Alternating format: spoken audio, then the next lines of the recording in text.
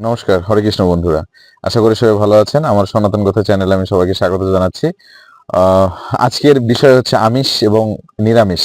হ্যাঁ, আমরা মাঝে মাঝে শুনি, অনেকে বলতে শুনি যে আম, বিশেষ করে সনাতন ধর্মের আসলে মানুষজন মানে নিরামিষ ভোজী আর হচ্ছে আমিষ ভোজী, যেটাকে আমরা ইংলিশে বলি ভেজ আর নন ভেজ। আমি আপনাকে প্রশ্ন করছি, হ্যাঁ, আপনি যদি সনাতন ধর্মের অনুসারী হয়ে থাকেন, আপনি অবশ্যই হোপফুলি অবশ্যই জানবেন যে আসলে আম, কোন শাস্ত্রে কোথাও কি এই আমিষ শব্দটা অথবা নিরামিষ এই শব্দটা কি আছে, আপনি আমাকে বের করে দেখাতে পারবেন? হোপফুলি আপনার যে আনসারটা হবে সেটা আসলে যে না, আমিষ নিরামিষ শব্দ সেভাবে আসলে বলা নেই। তাহলে আমরা কেন এইরকম আসলে ভেদাভেদ নিয়ে আসছি যে এসব খাবার আমিষ, এসব খাবার খাওয়া যাবে না, এসব খাবার নিরামিষ, এসব খাবার খাওয়া যাবে, ইত্যাদি ইত্যাদি, তাই না? তো আসুন, শ্রীমদ্ ভাগবত গীতায় স্বয়ং ভগবান শ্রীকৃষ্ণ কি বলেছেন। আমরা জানি যে মানুষের আসলে গুণাগুণের উপর ভিত্তি করে খাবারটাকেও কিন্তু তিনটা ভাগে কিন্তু ভাগ করা হয়েছে। সেটা তো আমরা জানি, তাই না? একটা সাত্ত্বিক খাবার, একটা হচ্ছে আপনার রাজসিক খাবার, আর একটা তামসিক খাবার। সাত্ত্বিক খাবার স্বয়ং ভগবান শ্রীকৃষ্ণ বলে দিয়েছেন যে যেসব খাবার খেলে আসলে আমাদের শরীরের মধ্যে যে কাম ভাব বলেন বা শরীরের মধ্যে যে উত্তেজনা বলেন বা আমাদের আসলে যে অসুস্থ হওয়ার প্রবণতা, ব্যথা বেদনাদায়ক, এই যে যাবতীয় জিনিসগুলো হয় না, অর্থাৎ আমাদের হৃদয় নির্মল থাকে, আমাদের মনটা নির্মল থাকে। ওই নির্মল মন থাকা অবস্থায় আমরা যে কাজই করি না কেন, কাজটি আমরা সুষ্ঠুভাবে সম্পন্ন করি। সেটা আমরা যখন পূজা করি সেটাও হবে, যখন আমরা পড়াশোনা করছি সেটাও হবে। তো এই যে সমস্ত খাবারগুলো, যেমন আমি যদি বলি দুধ, ডাল, তারপর ভাত, এগুলো, হ্যাঁ, এগুলো খাবার হচ্ছে খেলে আমাদের এই যে শারীরিক যে আসলে বা অথবা যে মানসিক বিষয়গুলো, এগুলো কিন্তু নির্মল থাকে। এই জন্য এগুলোকে কিন্তু বলা হয়েছে সাত্ত্বিক খাবার। রাজসিক খাবার উনি স্পষ্ট করে গীতায় কিন্তু বলে দিয়েছেন যে রাজসিক খাবার কোনগুলা, যে আসলে রাজসিক খাবার যেসব খাবার খেলে শরীরে কিন্তু এই যে মানে উত্তেজনা ভাব আসে বা আসলে রাগের কথা বলি, কারো উপর হিংসাত্মক ভাব বলি, এগুলো যখন আমাদের শরীরের মধ্যে বৃদ্ধি পায় যে খাবারগুলো খেলে, সেই খাবারগুলোকে উনি কিন্তু স্পষ্ট বলে দিয়েছেন এগুলো হচ্ছে রাজসিক খাবার।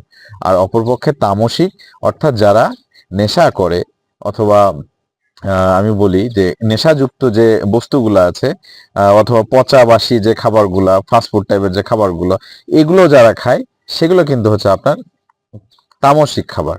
কিন্তু এখন বিষয় হচ্ছে এই যে ভগবান শ্রীকৃষ্ণ শ্রীমদ্ ভগবত গীতায় সুন্দর করে বলে দিলেন যে আপনার সাত্ত্বিক খাবার, রাজসিক খাবার এবং তামসিক খাবার, এই তিন ধরনের খাবার। এই তিন ধরনের খাবারের মধ্যে উনি বললেন যে সাত্ত্বিক খাবার খেলে আমাদের দেহ মন পবিত্র, পবিত্র বলতে নির্মল থাকে।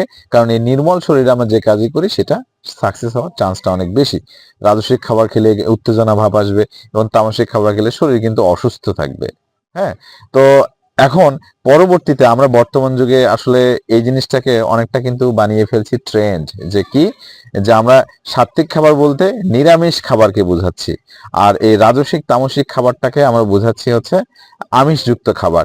আমি যদি আপনাকে প্রশ্ন করি যে আসলে নিরামিষ খাবার যেটা আপনি খাচ্ছেন, ডাল বা দুধ খাচ্ছেন, এই দুধ বা ডালে কি আমিষ নেই?